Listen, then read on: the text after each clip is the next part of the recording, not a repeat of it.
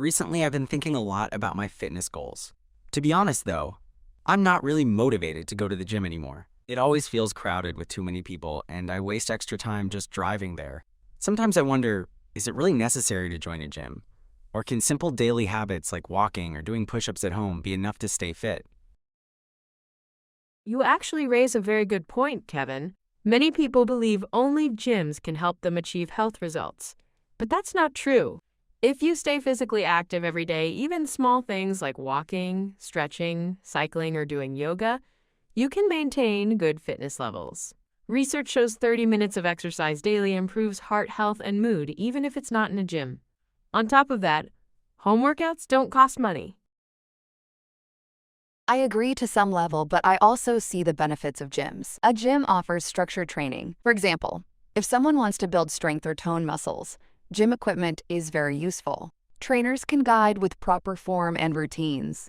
At home, people often get lazy or use poor techniques, which can lead to injury or little progress. True, Lily. That's actually me. I tend to lose motivation if I don't have an external push. Still, memberships are expensive, and I can't always justify the monthly fees. I feel like simple habits could be enough, such as taking stairs instead of lifts, or going for bike rides. My concern is whether that is enough in the long run. Absolutely. Those lifestyle exercises are effective. Daily consistency is more important than intensity once in a while. Even things like gardening, dancing, or cleaning can burn calories. If people stick to such routines, they can remain healthy for life. One way to balance this is to enjoy a combination. You might do gym sessions twice a week to target strength. On other days, you can simply walk, jog, or exercise at home.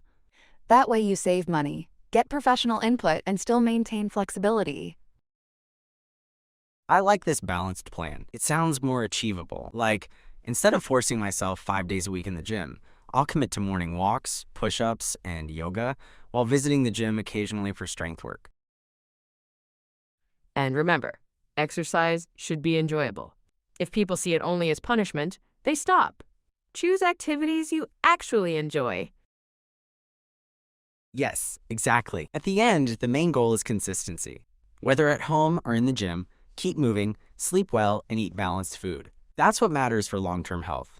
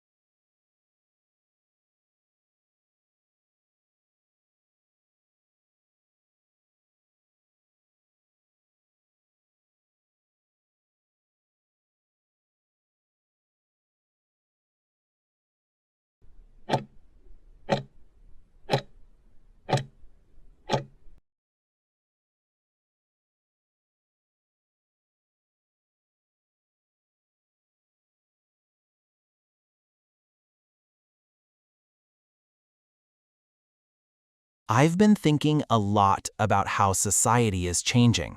Traditions have been followed for generations, but modern lifestyles are becoming more popular. Do you think sticking to traditions is important, or should we embrace modernity fully? I think traditions are important because they give us a sense of identity, culture, and values. Festivals, rituals, and customs connect us to our roots and help maintain family and community bonds. Without traditions, society could lose its unique character. That's true, Maya, but modernity brings progress and convenience. New technologies, education methods, and ideas improve our quality of life. For example, modern medicine has saved countless lives, and modern education opens global opportunities that traditional methods alone cannot. I see both sides. Traditions provide moral guidance and a sense of belonging, but if followed blindly, they can sometimes restrict personal freedom or discourage innovation. Modern ideas challenge old norms and encourage independent thinking. Exactly. Some traditions are outdated and may conflict with equality or human rights. For instance, gender-based restrictions in certain cultures need to be reconsidered. Modernity helps question and reform such practices while still respecting the positive aspects of tradition. I agree, but too much focus on modernity can also lead to losing cultural identity. Young people may prefer global trends over their own heritage, which could weaken family and community ties. Balance is necessary.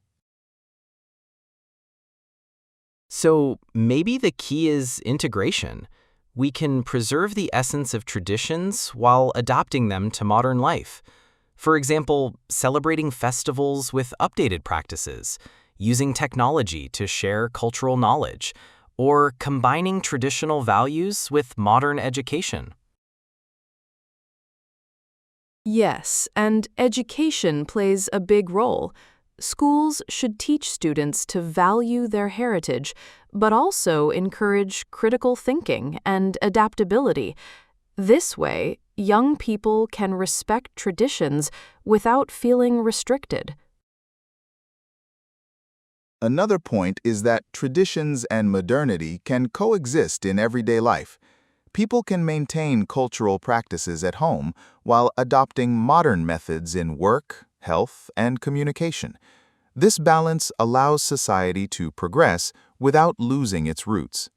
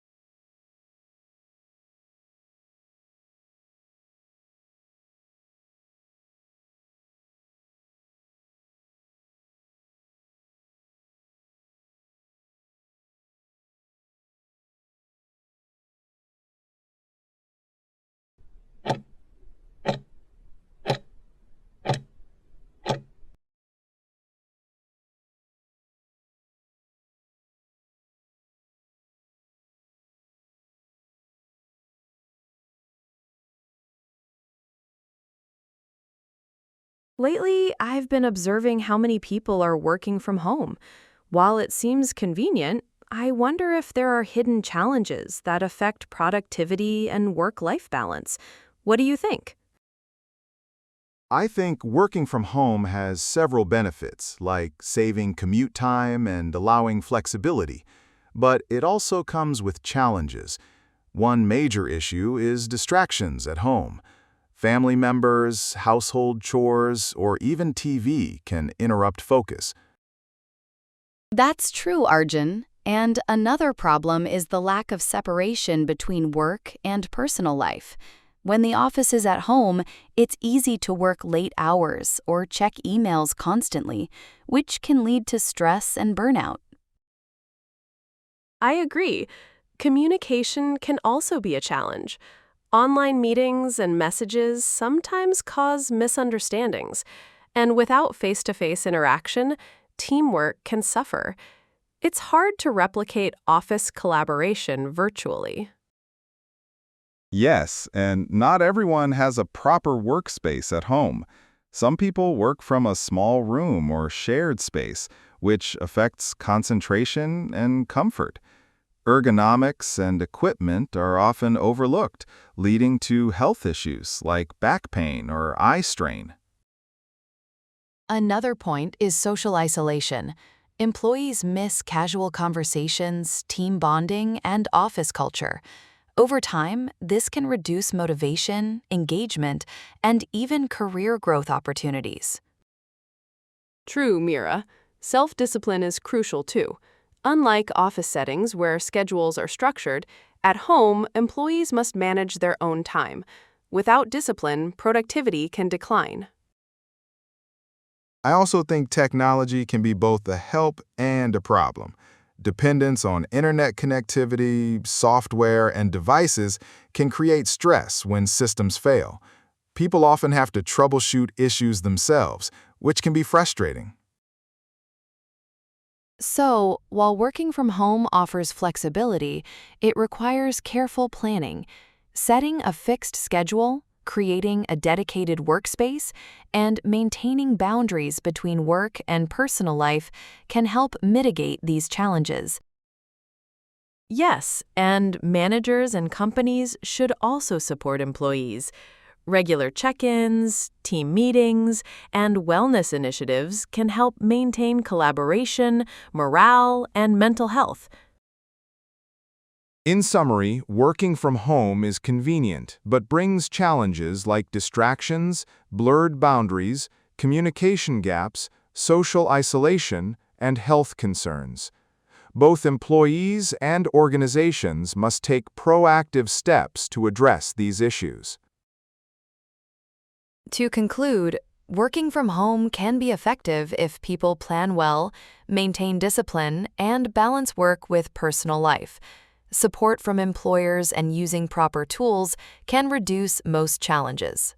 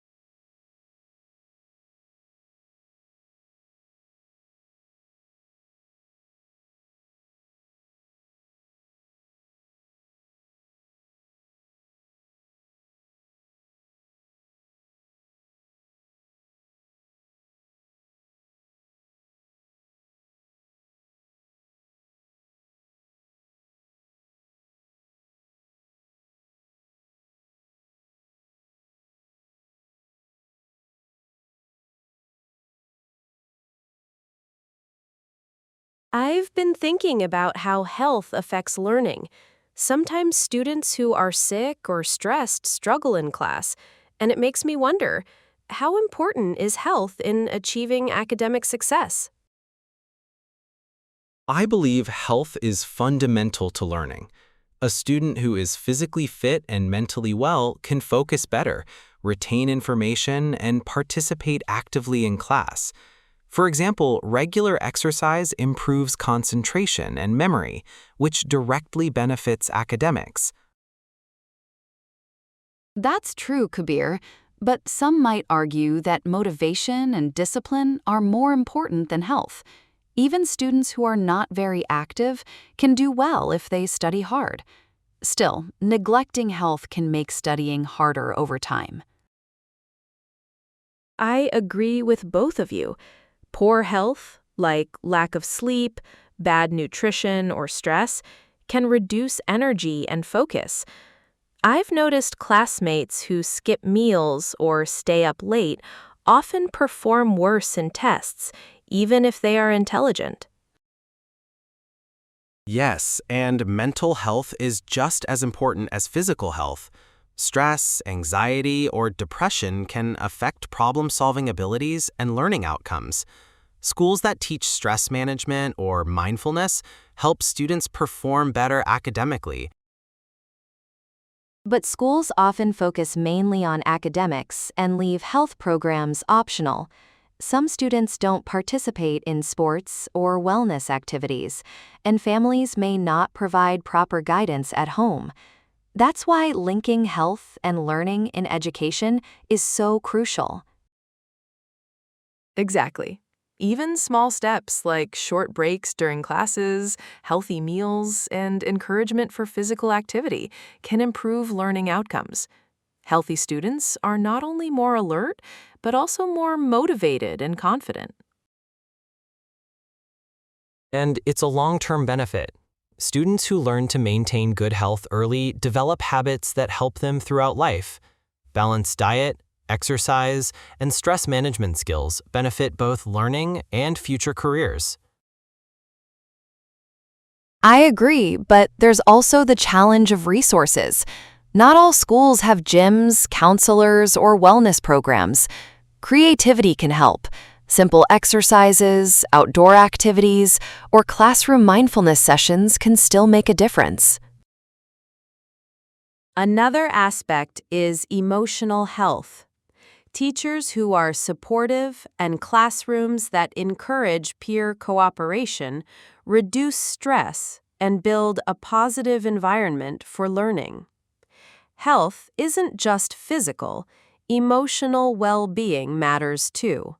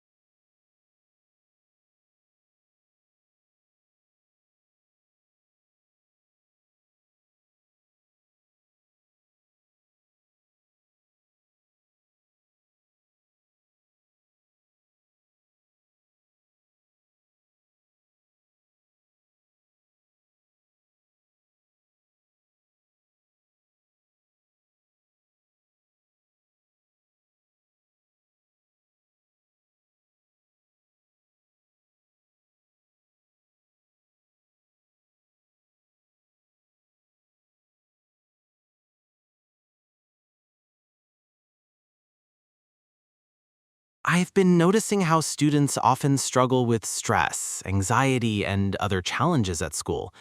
Do you think schools are doing enough to support student wellness, or should more measures be taken? I think student wellness should be a top priority. Schools are where students spend most of their day, and teachers can notice early signs of stress, emotional struggles, or health problems. Programs that focus on mental, emotional, and physical well-being are essential for students' overall development. I agree that wellness is important, but schools already have tight schedules and academic pressures. It's not easy to add wellness programs without affecting curriculum time. Plus, parents and families also have a role to play in supporting children's health. That's true, Rohan, but I feel that schools have a unique opportunity to shape habits early. For example, regular physical activity, mindfulness exercises, and counseling sessions can help students manage stress and develop resilience. These skills support academic success as well. Exactly. Wellness is not just about avoiding illness. It's about teaching life skills. Activities like yoga, art, music, and team sports promote mental and emotional balance. Students who feel supported are more motivated, focused, and confident in their learning. But we also need to be realistic. Not all schools have the resources to provide comprehensive wellness programs. Smaller schools, or those in rural areas, may struggle to hire counselors or provide extracurricular activities. That's a valid point.